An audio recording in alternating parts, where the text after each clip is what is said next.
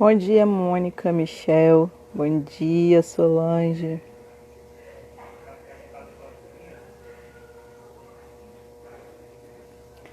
Bom dia, amigos. Bom dia, Luana. Bom dia, Tati. Bom dia, Tati. O chefe vai estar aqui hoje, né?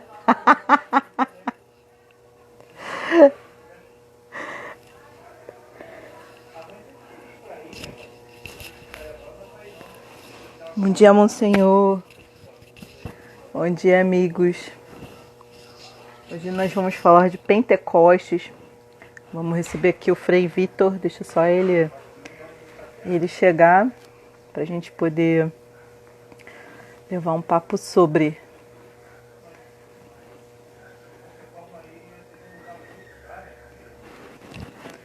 Esperar um pouquinho. Bom dia a todos que estão entrando. Bom dia. Guardando um pouquinho o meu convidado de hoje. Essa semana a gente na reta final, porque a gente está com outros projetos. Então, e agora, padre, tá bem bacana essa semana. A gente vai trazer padre Arnaldo, vamos trazer padre Cleiton, vamos trazer padre Rodrigo Vieira, vamos trazer algumas pessoas para conversar com a gente essa semana. Algumas sobre Pentecostes. Frei entrou. Bom dia, Frei.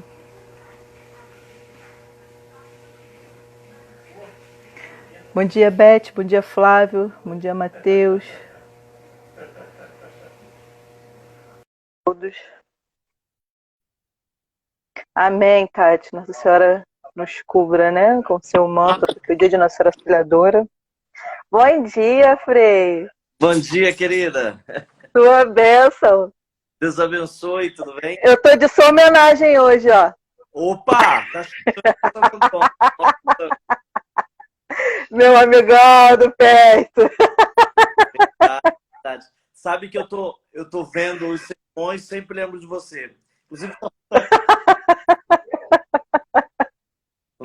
Ainda bem que alguma coisa você lembra de mim, né? Porque ultimamente você me abandonou. Fala aqui publicamente. olha que ao vivo eu vou contar para as pessoas o que acontece.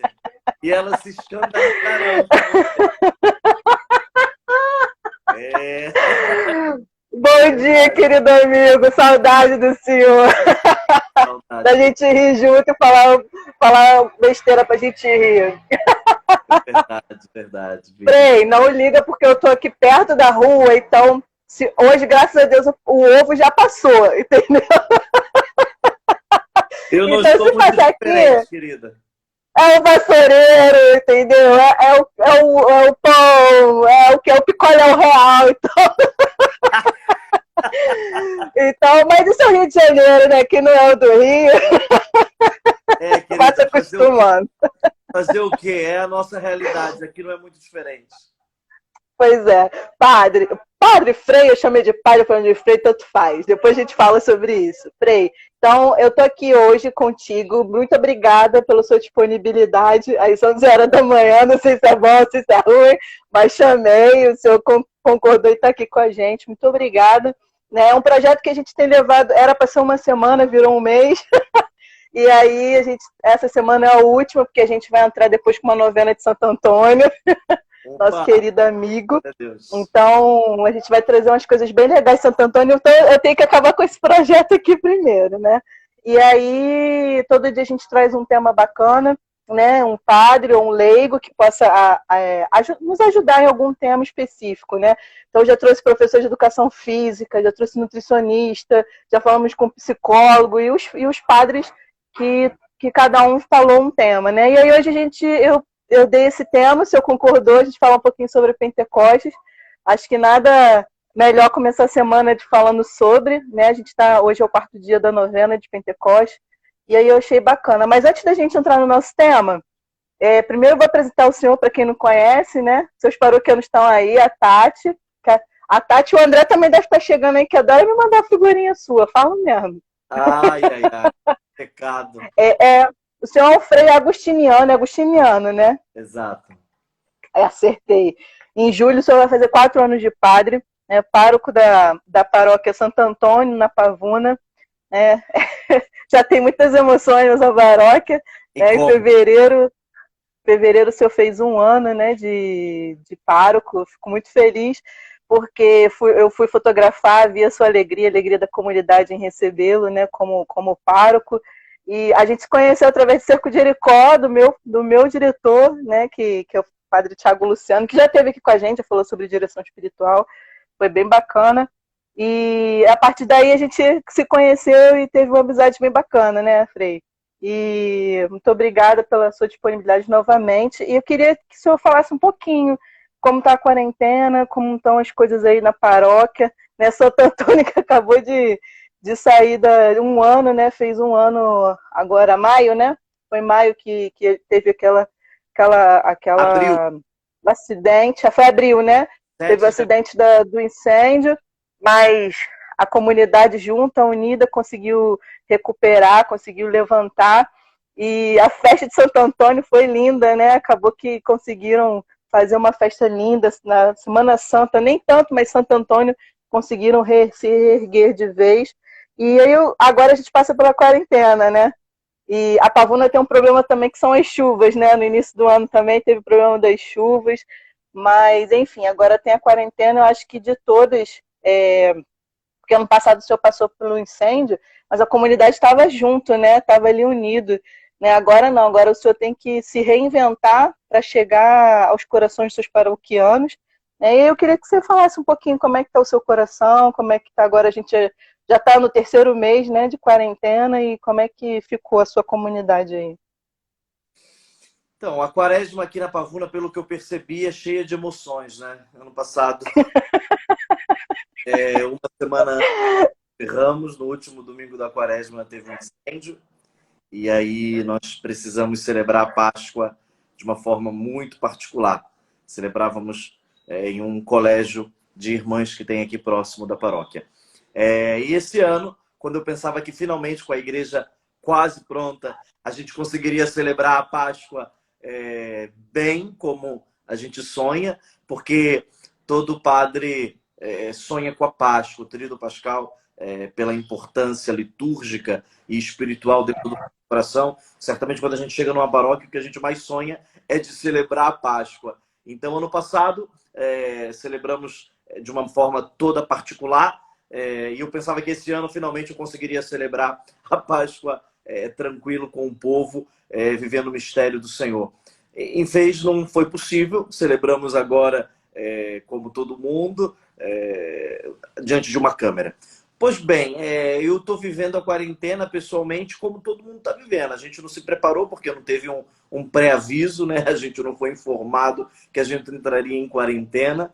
E quando a gente entrou, a gente já estava dentro, quando a gente viu. E eu estou vivendo cada dia, né? Agora a gente está mais acostumado com o negócio. Agora a gente está É, tentando sobreviver a tudo isso.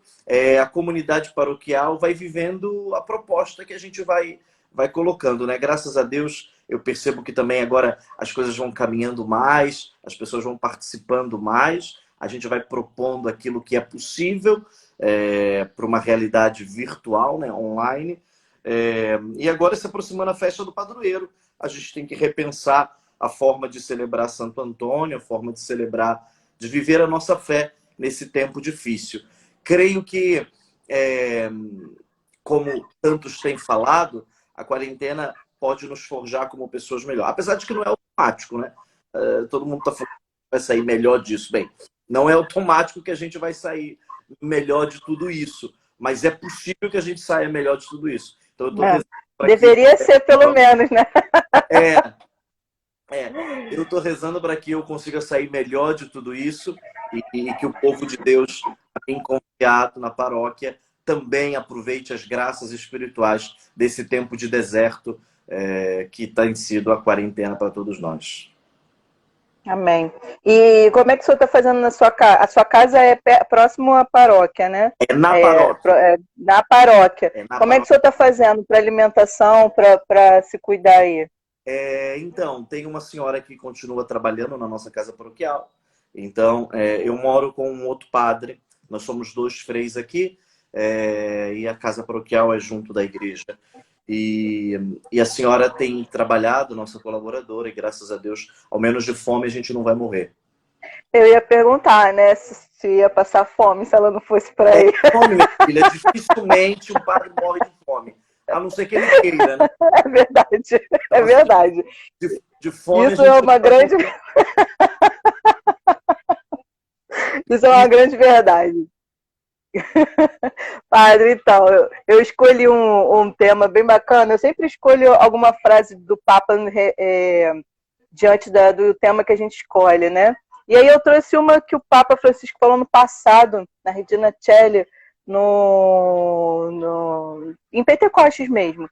E ele falava que os discípulos foram revestidos do poder do alto e foram falar em coragem e a liberdade do Espírito Santo.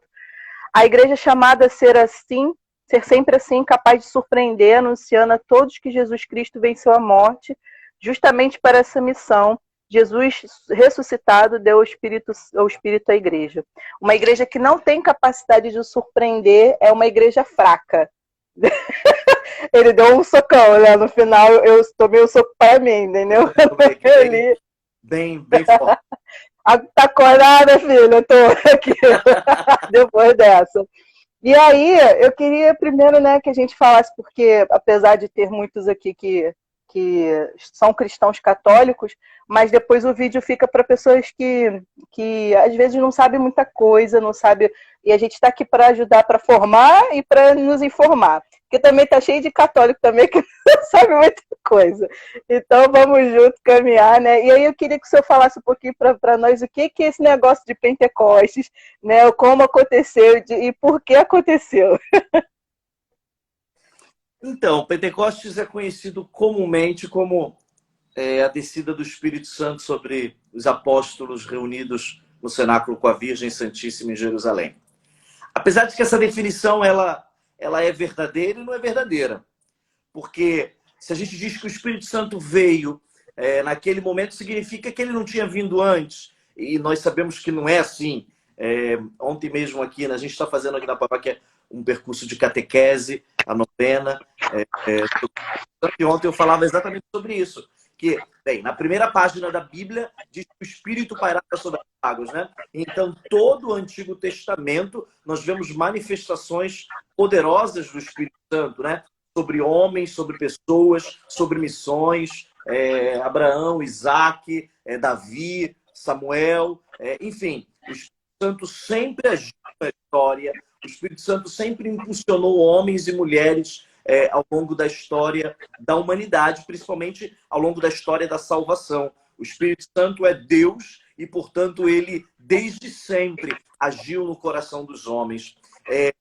A Bíblia conta, nos Atos dos Apóstolos, que 50 dias após o Senhor Jesus ter ressuscitado, após a sua ascensão, os apóstolos, obedecendo um comandamento do Senhor, obedecendo um mandamento do Senhor que diz para eles não se afastarem de Jerusalém, porque ali eles seriam revestidos de uma força do alto, eles recebem o dom do Espírito Santo, diz os Atos dos Apóstolos. Recebem de uma forma nova. O Espírito Santo já existia, mas em uma modalidade diferente. A partir de agora, o Espírito Santo é derramado sobre todos sobre os corações dos fiéis. Inclusive, ontem eu partilhava, existe um versículo do Evangelho de São João que o próprio João diz isso. Ele diz, olha, aqui quem tiver sede, venha a mim e beba. E João completa dizendo no próximo versículo, olha, aqui Jesus se referia ao Espírito Santo que seria dado para aqueles que nele crerem. Ou seja, a partir de Pentecostes, a partir daquele evento, que é um evento histórico, acontecido em um lugar preciso de Jerusalém, que é possível se visitar ainda hoje, o cenáculo de Jerusalém, os apóstolos são revestidos de uma força e a partir deles, todos aqueles que crerem no nome de Cristo poderão receber o dom do Espírito Santo. Não mais como no Antigo Testamento, não mais para uma missão específica, não mais por um tempo específico, mas agora o Espírito Santo é dado para que a gente conheça Jesus, para que a gente ame o Senhor Jesus. O Senhor Jesus, ele nos diz no Evangelho de São João o Espírito Santo nos ensinará, o Espírito Santo nos consolará, o Espírito Santo nos convencerá, ou seja, o Espírito Santo será o nosso guia, o nosso mestre na nossa vida espiritual. Pentecostes não é um evento isolado, porque Pentecostes é fruto da Páscoa, mas é um evento fundante, fundador, porque a partir de Pentecostes, a Bíblia diz que os apóstolos se sentiram impulsionados e foram anunciar o Evangelho. Por isso que, como você leu na frase do Papa, a igreja é chamada a voltar a Pentecostes, porque em Pentecostes a igreja recebe a força, recebe a missão, a visão espiritual do Senhor Jesus, aquilo que o Senhor Jesus deseja para os seus discípulos, deseja para a igreja, e por isso que nós voltamos. Apesar de que hoje em dia ninguém fala mais que a igreja nasceu em Pentecostes, mas certamente a igreja passou por Pentecostes, um dos seus processos de fundação, né? Nós sabemos que alguns dizem que a igreja existe desde Abel, desde o primeiro justo. Outros lembram que a igreja talvez nasceu do coração de Jesus aberto na cruz. Inclusive, essa a dinâmica da liturgia do dia de Pentecostes, é essa, porque fala do coração aberto de Jesus, Jesus que sopra o Espírito Santo, recebeu o Espírito Santo, e depois fala dos Atos dos Apóstolos, o Espírito Santo recebe novamente de uma modalidade nova, mais intensa. A igreja é chamada a voltar a Pentecostes, a voltar ao cenáculo, para ali viver uma experiência nova. Se você me permite, Tati, concluindo, eu estou lendo há 2 semanas, um livro, inclusive eu não consigo terminar porque ele é muito grande, mas aí, não sei se as pessoas veem, ele está em italiano, mas La Chiesa è un cenacolo. A igreja é um cenáculo. É um livro antigo, muito, muito antigo, nem sei quando que ele foi editado, mas ele é um comentário muito bonito. Não sei quando, não tem aqui a data. Mas já está todo amarelinho. Ele é um comentário muito particular que um teólogo faz sobre as intuições de Helena Guerra, da beata Helena Guerra, que a gente celebrava esses dias, apóstola do Espírito Santo, e que nos guia de modo muito particular na celebração de Pentecostes. Eu acho interessante que ele mostra nesse livro aquilo que nós temos um pouco de consciência, mas ele fundamenta teologicamente em toda a tradição da igreja, que a igreja é de fato um cenáculo. A experiência que a gente é chamado a fazer na igreja é a experiência do cenáculo. É possível a gente estar na igreja e, infelizmente, não aproveitar do cenáculo. Eu lembro que o padre Raniero Cantalamessa uma vez disse uma coisa que eu nunca vou esquecer. Ele contou uma historinha, talvez não seja verdadeira, óbvio, acredito que ela é verdadeira, mas tem muito sentido. Ele diz que uma família italiana viajou para os Estados Unidos e o dinheiro era curto e eles não tinham dinheiro para muita coisa, só pagaram a hospedagem e a entrada nos principais lugares para visitar, e aí não tinham dinheiro para comer. E aí eles levaram da Itália, e quem conhece a Itália sabe que isso é muito possível, porque italiano é assim. Eles levaram pão e queijo, porque italiano com queijo, querida, é uma coisa. E aí, depois de alguns dias, eles estavam cansados de comer aquele pão e queijo, e tinha um menininho, e o menininho cansado de comer pão e queijo, estando lá nos Estados Unidos e tendo que comer aquela comida que alimenta, certamente é uma comida boa, alimenta, ainda mais para o italiano, mas eles se cansaram de comer aquele alimento. Pois bem, os pais, percebendo aquela situação, deram dinheiro para o menino e o menino foi comer no restaurante do hotel que eles estavam, todo o dinheiro que eles tinham. Pois bem, eles voltaram. Quando o menino voltou, o menino estava chorando. E aí os pais perguntaram: meu Deus, por que você está chorando? Finalmente você conseguiu comer a comida boa, né?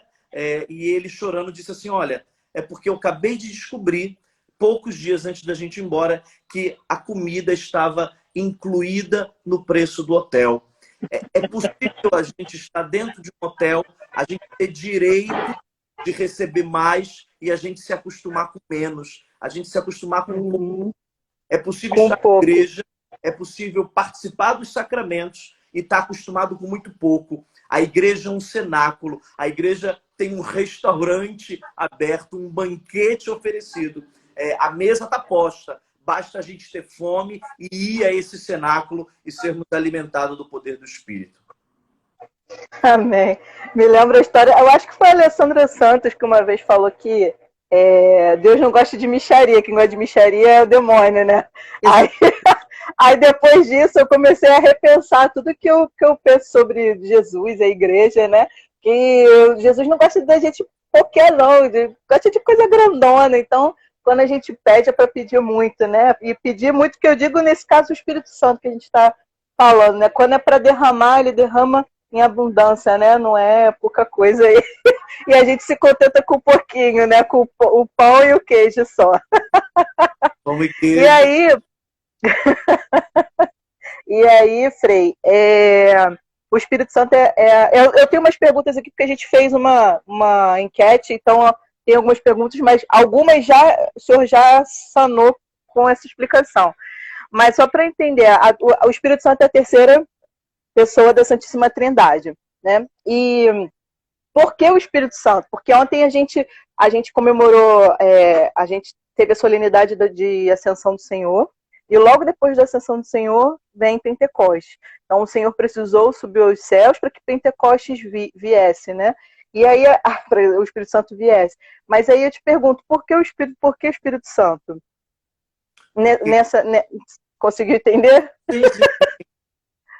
Por que tinha que ser o Espírito Santo? Por que Jesus não poderia ter dado essa força espiritual? Pois bem, como você disse, o Espírito Santo é Deus, possui a natureza divina, portanto, o que iguala, o que faz comunhão preciosa e perfeita entre as três pessoas divinas é a mesma natureza, a mesma essência, a essência divina. O Espírito Santo é Deus como o Pai e o Filho. Por isso que a gente diz no creio, ele é adorado e glorificado como o Pai e o Filho, porque ele é Senhor, porque ele é Deus.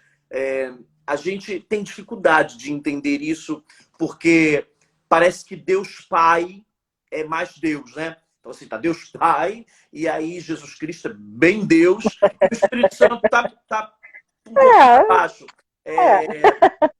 A gente, às vezes, não admite que a gente tem esse modo de pensar, mas é muito comum entre nós esse modo de pensar, porque do Pai e do Filho a gente tem referências muito particulares, muito próximas a nós, mas do Espírito Santo a gente não tem. Portanto, a primeira coisa, como você começou dizendo, é acreditar que o Espírito Santo é Deus. E se ele é Deus, ele é eterno. Ele está desde sempre e para sempre. Não é que o Espírito Santo começou a existir. Eu falava com o povo aqui esses dias, existe uma heresia na história da igreja, que é uma heresia muito sutil, que quase convence a gente. A gente ouvindo, a gente acha assim, caraca, não é que isso é verdade? Acho que é assim mesmo. E as heresias grandes, fortes, ao longo da história da igreja, elas tinham essa sutileza. Porque para ser herético, para falar uma heresia, a pessoa tem que ser muito inteligente. Gente boba, gente que não estuda, não fala heresia. E se é uma pessoa muito inteligente, quando ela propõe aquilo, ela propõe com argumentos que às vezes vai quase convencendo o nosso coração. Pois bem, uma dessas heresias se chama modalismo. Diz assim, olha, é um só Deus. Até aí vai, né? Realmente, é um só Deus. Nós temos um só Deus. Mas que esse um Deus se manifestou de três modos diferentes ao longo da história. No início ele se manifestou como Pai, depois ele se manifestou como Filho, e por último ele se manifestou como Espírito Santo. Uma varinha de condão, né? Interessante, né? Porque assim, é interessante isso, que a gente pensa assim, pô, é mesmo, porque quando Jesus estava, o Pai não estava mais, né? O Pai não falava. Quando Jesus foi embora, o mesmo. Ou seja, ele veio com uma outra roupa, com uma... Parece bobo, mas assim, a gente começa, pô, talvez é verdade isso. Mas isso é uma heresia, porque não é isso que diz a Bíblia. A Bíblia diz, como eu repito, no princípio, o Verbo estava com Deus. Ou seja, Jesus estava na criação do mundo. O mundo foi criado através do Verbo, através de Jesus Cristo, do Filho de Deus, eterno, que não começou a existir quando foi concebido no seio da Virgem, nem o Espírito Santo. O próprio Cristo, ele diz que, olha, quando eu for glorificado, na verdade, aquela mesma passagem de João, que eu citava antes, diz isso, o Espírito Santo não tinha sido dado porque Jesus, o Filho, não tinha sido glorificado. A glorificação do Filho, ou seja, a ida em corpo e em alma, a ida do Filho para a glória do Senhor, faz com que o Espírito Santo venha sobre a igreja e edifique a igreja. Por que o Espírito Santo e não Jesus? Porque cada pessoa da Santíssima Trindade, o Pai, o Filho e o Espírito Santo, possui uma função específica na história da salvação. Ao Pai é concedida a primazia, mas não significa que ao Filho e ao Espírito Santo não é dado. A primazia da criação, a primazia, o Espírito procede do Pai e do Filho. Jesus é gerado, ele é mandado pelo Pai. Ao Pai é dada essa primazia. Alguns teólogos dizem que existe um privilégio. A palavra privilégio, dentro da teologia trinitária, é uma palavra muito problemática. Mas, se é bem entendida, ela é verdadeira. Porque, assim, existe um privilégio do Pai na criação. Existe um privilégio do Filho na salvação. E existe um privilégio do Espírito Santo na santificação. Ou seja, cada um no seu quadrado, cada um fazendo aquilo que tem que ser feito. Ao Pai, a criação. Ao Pai, o amor da criação. Ao Filho, o sacrifício da redenção. E ao Espírito Santo, a imolação da santificação.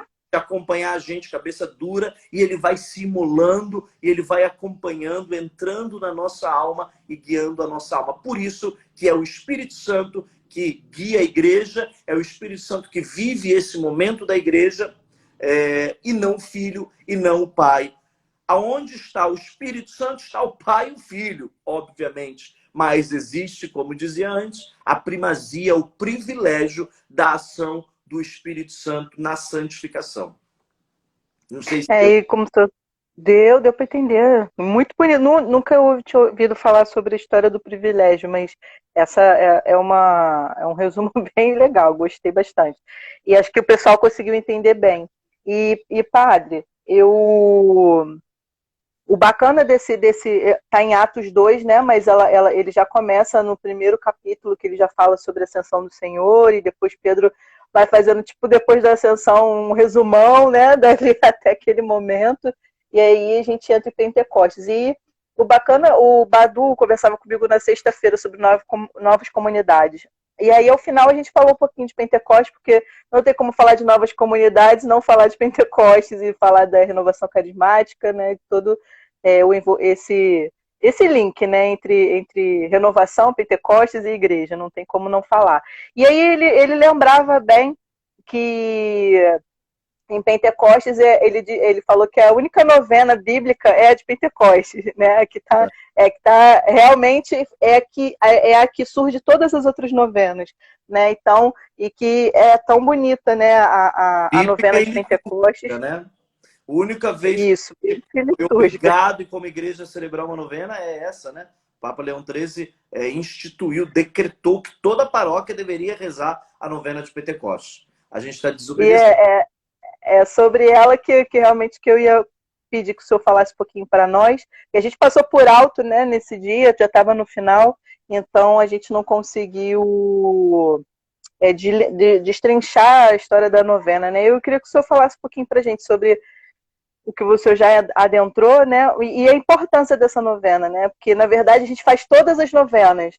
E aí o Badu fez um comentário que me fez até doer na alma, porque poucas vezes, realmente, eu agora que uns 8 anos para cá, eu faço a novena de Pentecostes, né? Mas há muito tempo eu não fiz a novena de Pentecostes, e nós católicos, para variar, a gente não sabe disso.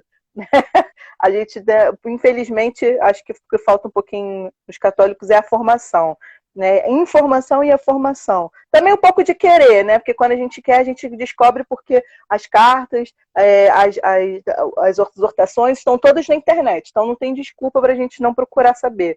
Mas eu queria que o senhor falasse um pouquinho sobre essa novena, por que, né, bíblica, por que litúrgica e por que acaba sendo obrigatória para nós e a gente não faz.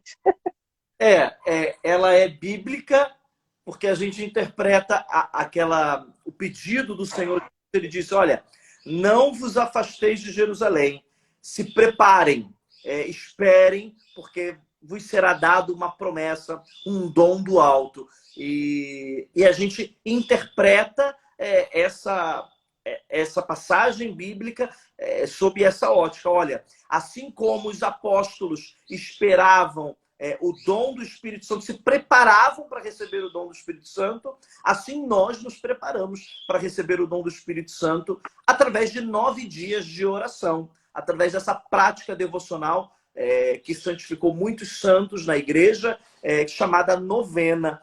Isso não é coisa de senhorinha do apostolado de oração, isso não é somente coisa de Legião de Maria, isso é coisa de gente que sabe que para coisa importante a gente se prepara. A gente não celebra jubileu. Ninguém faz 50 anos sem ao menos pensar dentro, sem falar para ninguém. Olha, poxa, daqui a uma semana eu vou fazer 50 anos. Ou seja, são datas importantes que a gente tem que viver, a gente tem que celebrar. Ainda mais na vida espiritual, a gente não pode cair de paraquedas.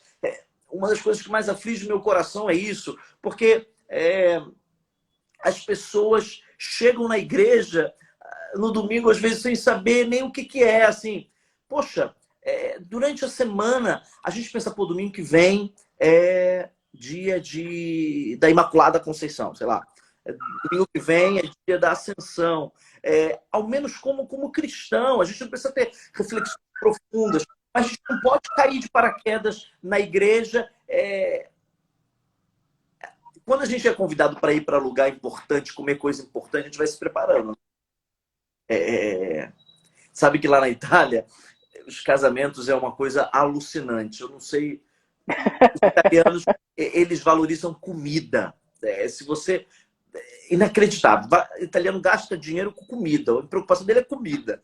Né? E assim, os casamentos, Tatiana, é uma coisa assim impressionante.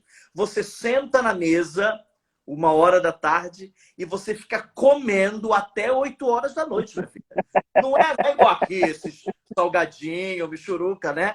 2 horinhas de buffet que todo mundo tá mandando embora. Não, lá já é previsto isso. Você senta na mesa, inacreditável. Porque tem vários pratos, passa o primeiro prato, aperitivo e contorno, e segundo prato de peixe, segundo prato de carne. Daqui a pouquinho eles trazem um digestivo para você conseguir colocar as coisas mais pra dentro. Italiano vive isso. Então, assim, eu quando era convidado para um casamento, já sabia que eu ia comer, né? A gente se prepara. É coisa importante, pelo amor de Deus. A gente não pode... Eu não posso encher minha barriga de biscoito de maisena quando eu vou para um casamento.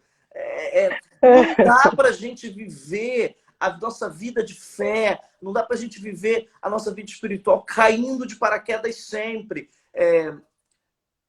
Eu não leio muito ele, não, apesar de eu acreditar que seja um homem santo, mas eu li um livro do Anselmo Green, né? Que ele dizia que os monges têm uma prática muito bonita. Antes de dormir, não sei se não acredito que seja no mundo inteiro, mas ao menos lá na Alemanha, da onde ele ele diz que o monge, antes de dormir, ele se prostra no chão da cela e começa a pensar no próximo dia, na liturgia do próximo dia.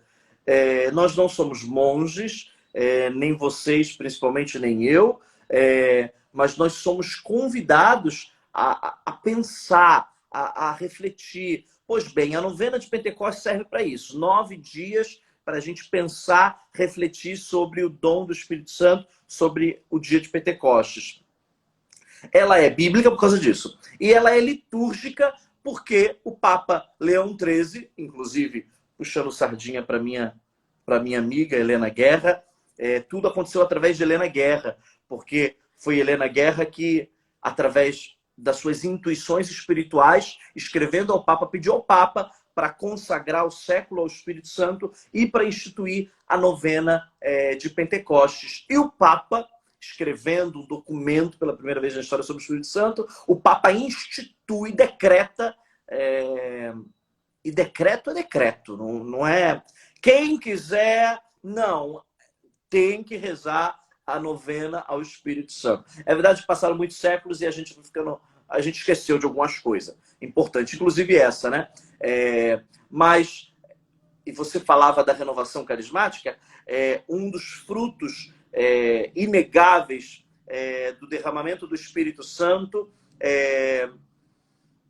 através desse movimento bendito chamado renovação carismática, é exatamente essa volta à consciência da importância de Pentecostes. A renovação traz para a igreja, e isso não sou eu que estou falando, isso são os papas que estão falando, especialmente o Papa João Paulo II falou isso diversas vezes, o Papa Bento XVI falou isso no encontro de Pentecostes na Praça de São Pedro, e principalmente o Papa Francisco, mais do que nunca. Eu ouvi o Papa Francisco, a primeira vez que ele se dirigiu à renovação carismática foi no Estádio Olímpico de Roma.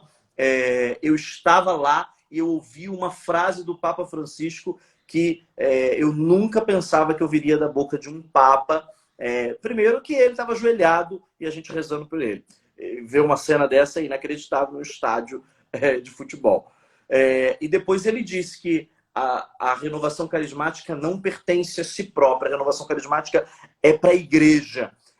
E realmente é para a igreja porque a gente está lembrando a igreja, a renovação lembra a igreja da importância de Pentecostes, a importância que a igreja é um cenáculo, que a igreja tem que voltar ao cenáculo, e a novena ela serve para isso, sabe, Tatiana? Para a gente, de maneira litúrgica, de maneira bíblica, se preparar para não cair de paraquedas domingo, apesar de que a gente não está indo na igreja, né, infelizmente, mas quando você ligar o celular, quando ligar a televisão domingo, é verdade, hoje é dia de Pentecostes, aí tá lá, acabou, tá bom.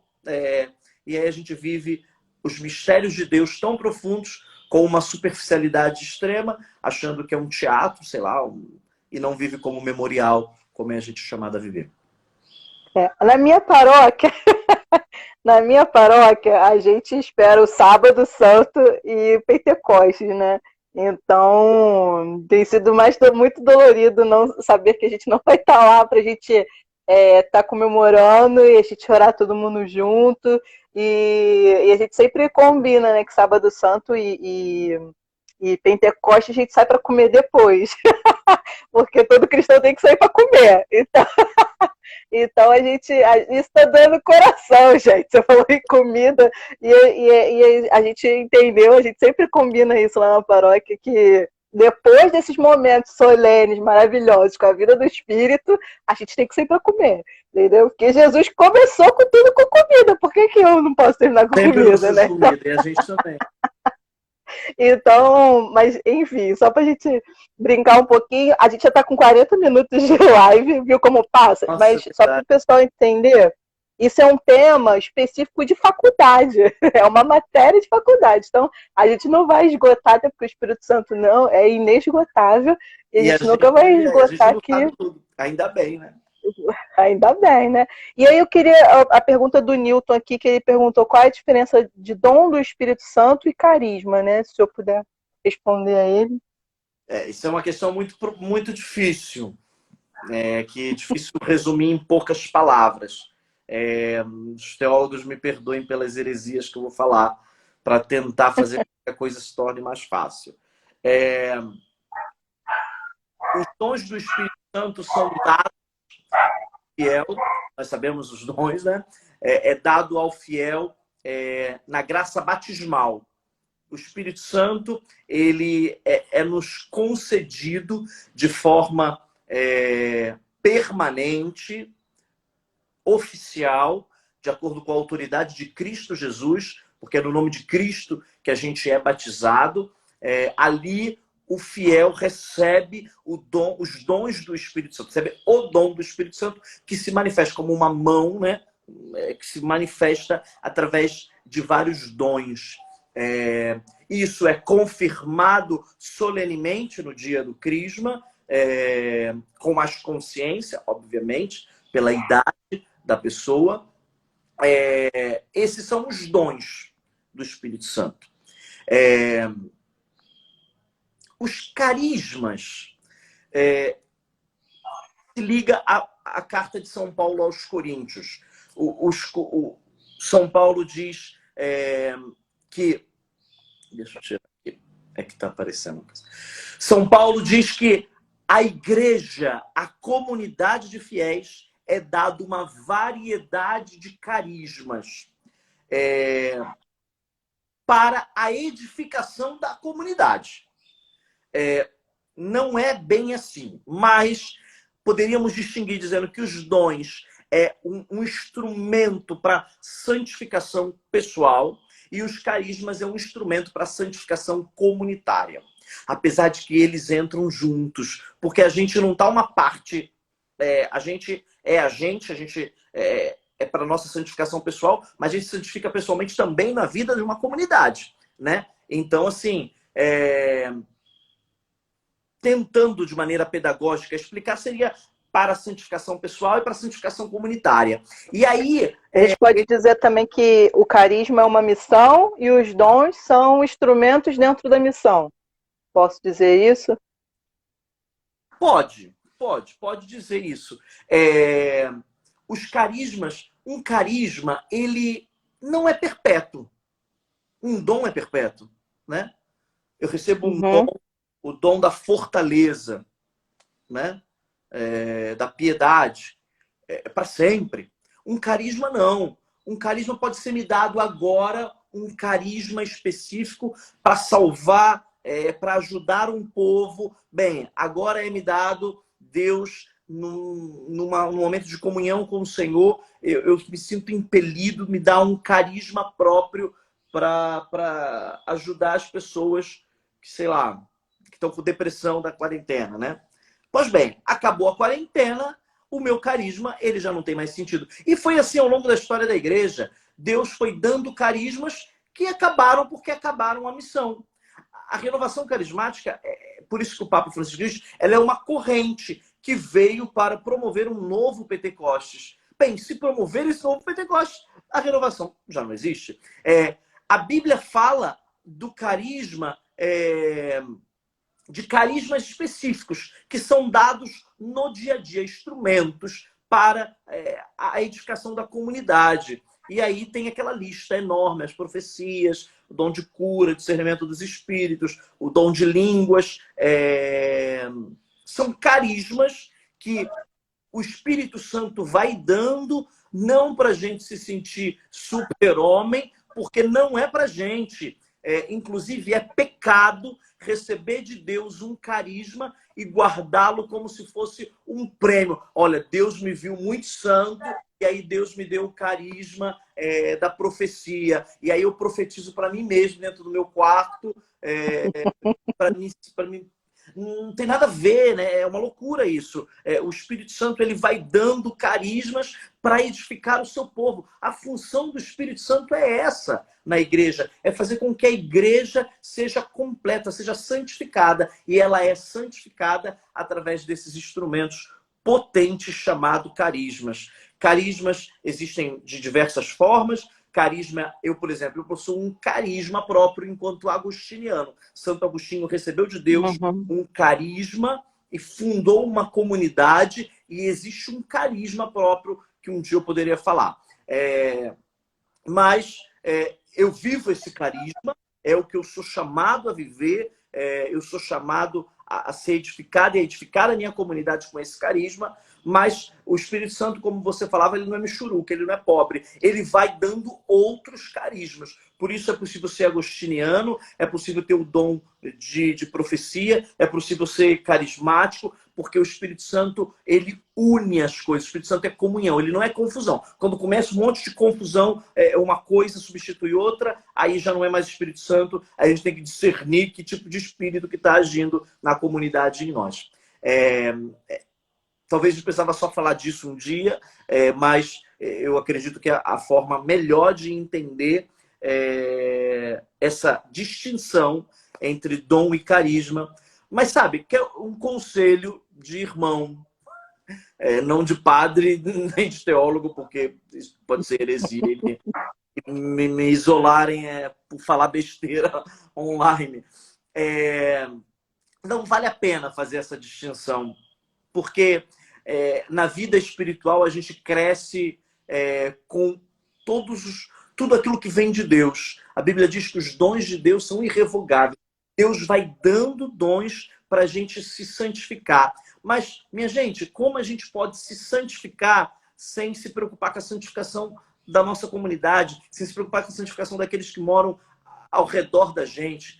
Não existiu santo na história da igreja, nem mesmo os carmelitas de clausura, as clarissas, os cartuchos, nem mesmo eles viviam uma espiritualidade plenamente satisfatória. Ai, Deus está me dando os dons, eu estou bem aqui, eu vou viver aqui. Não, eles viveram um impulso, né?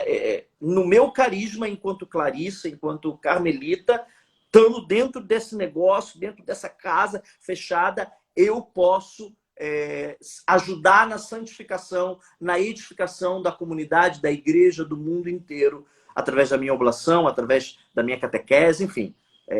Eu dizia do Anselmo, pois bem, um monge beneditino, que não é de clausura, assim, né?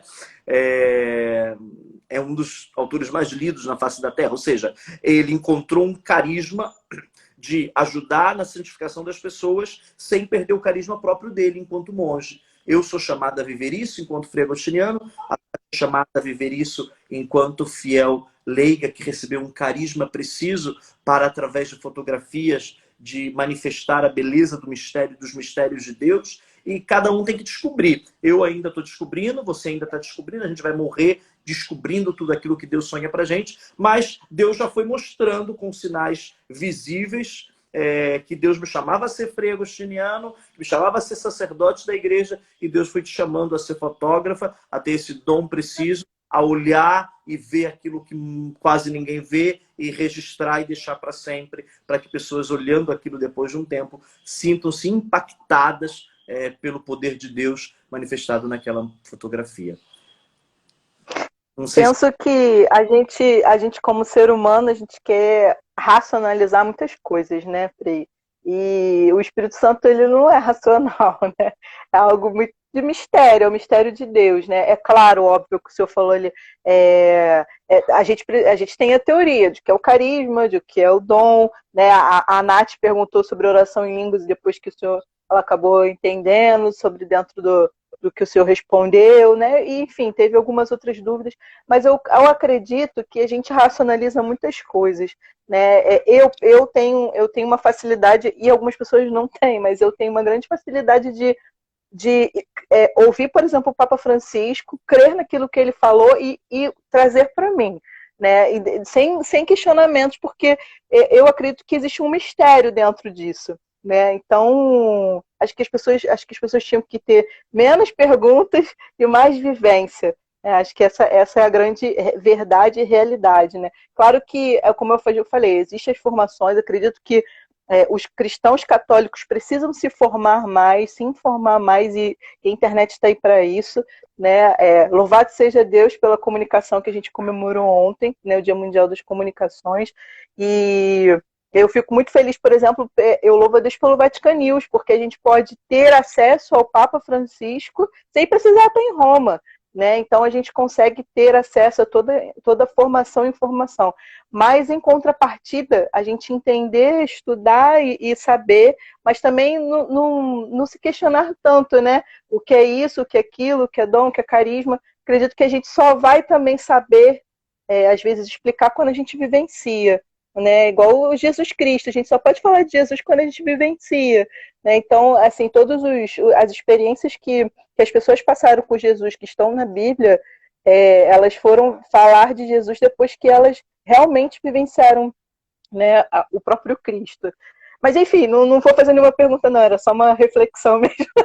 Dentro disso, eu queria falar era dela, ó. Que a gente comemorou a Auxiliadora ontem, e ela estava no cenáculo, né? Ela estava no cenáculo no dia de Pentecostes.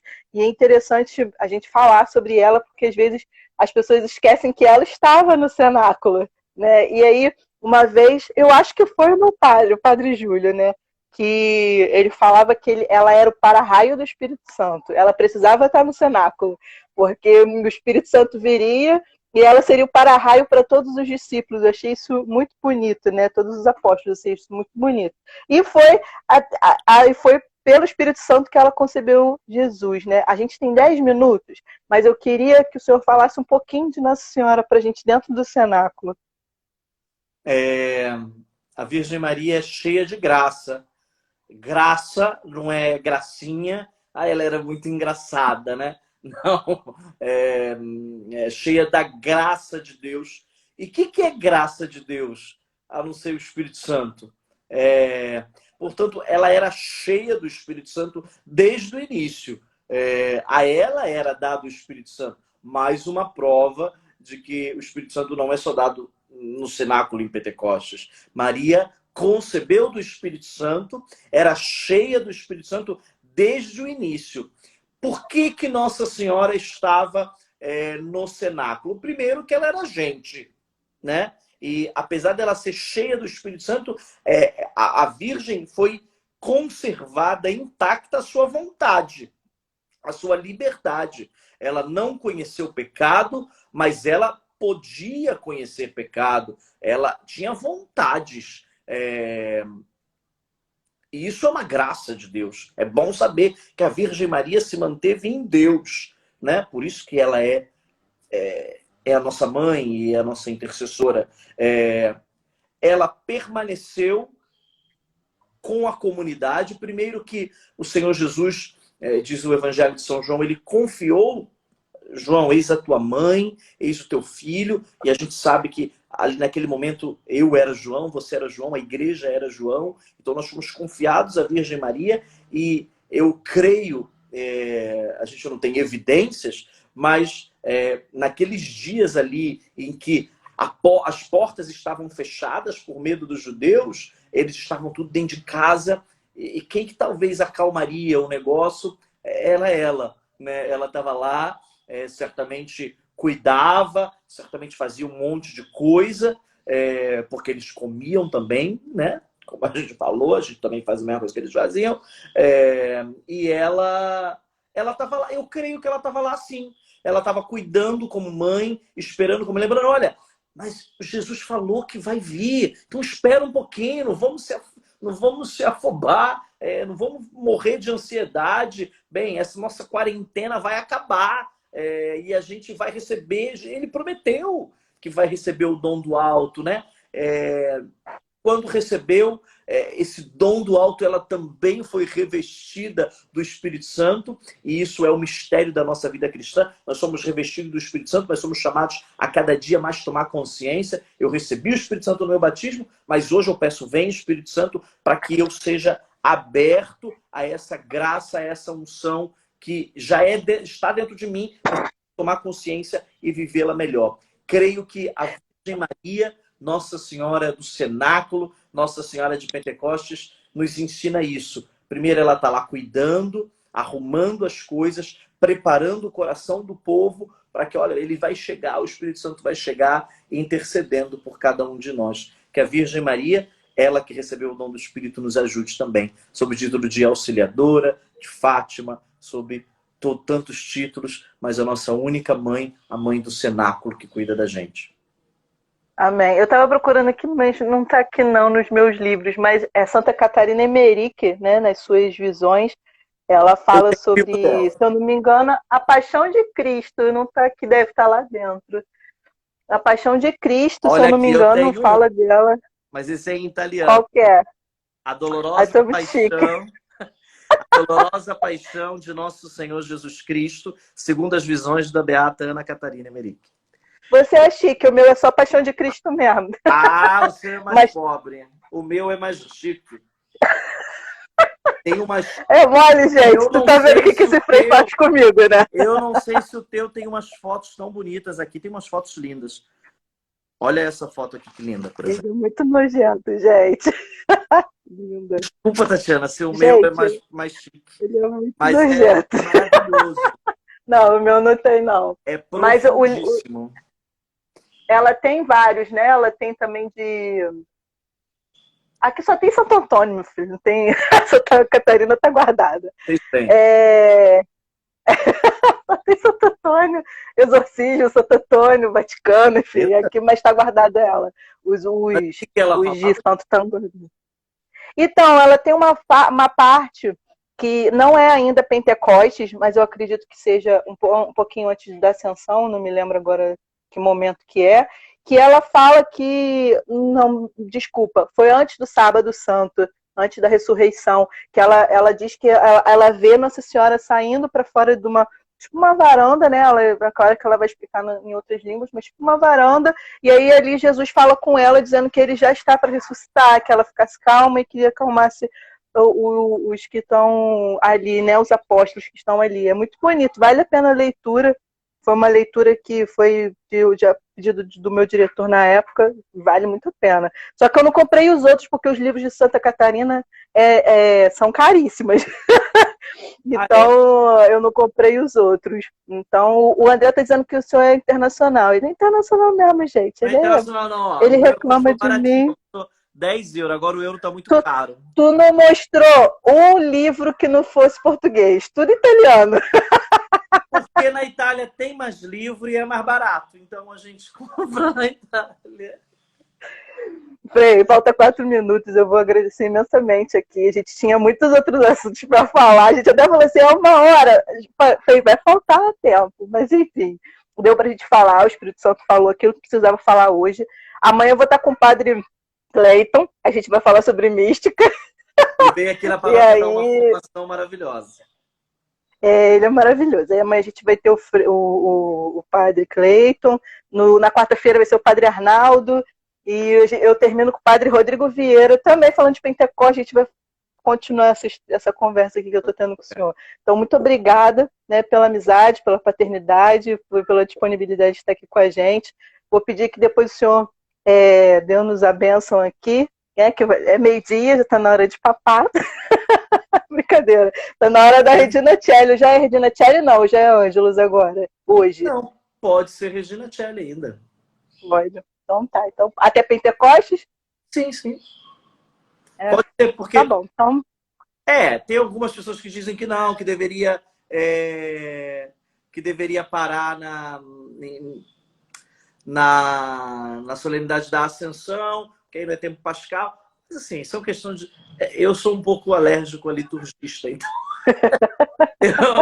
eu não gosto... Aos donos da liturgia, então, não é mais Regina Celli. O anjo, usou Regina Celli, a Virgem Maria, o anjo, o Senhor Jesus vai entender a nossa ignorância para a gente. Ótimo, Frei, muito obrigada. De entrar um pouquinho o seu dia, né? Poder ver o senhor, que tem tempo que a gente não se vê, não se fala, não come junto. Por que será, né? Porque Pavuna não é. Gente, isso é uma heresia. Isso é uma heresia. Ele sabe que eu vou lá, ele é uma heresia. Então, um beijo, peço a sua bênção e até a próxima. E eu vou te chamar para a nossa novena de Santo Antônio, não foge não, tá? Opa, a gente vai fazer aqui também. Amém, queridos. Então vamos pedir a bênção de Deus hoje por intercessão da Virgem Maria e da Beata Helena Guerra, essa apóstola do Espírito Santo, instituída pela Igreja para isso. O Senhor esteja convosco. Ele está no meio de nós. Por intercessão da Virgem Mãe de Deus e de Santo Antônio e da Beata Virgem e da Beata Helena Guerra, que desça e permaneça sobre cada um de nós a bênção do Deus Todo-Poderoso, Pai, Filho, Espírito Santo. Amém. Obrigado. Amém. Só quero deixar bem claro que o André falou para eu comer uma pizza. Tu é um cara de pau, André. A gente está para falar sobre comunicação. Ele é o primeiro a não chamar. Ele vai pagar para mim e você. Lá na casa dele. Um beijo. Tá? Tchau. Um beijo, Frei. Beijo, gente. Até amanhã. Tchau.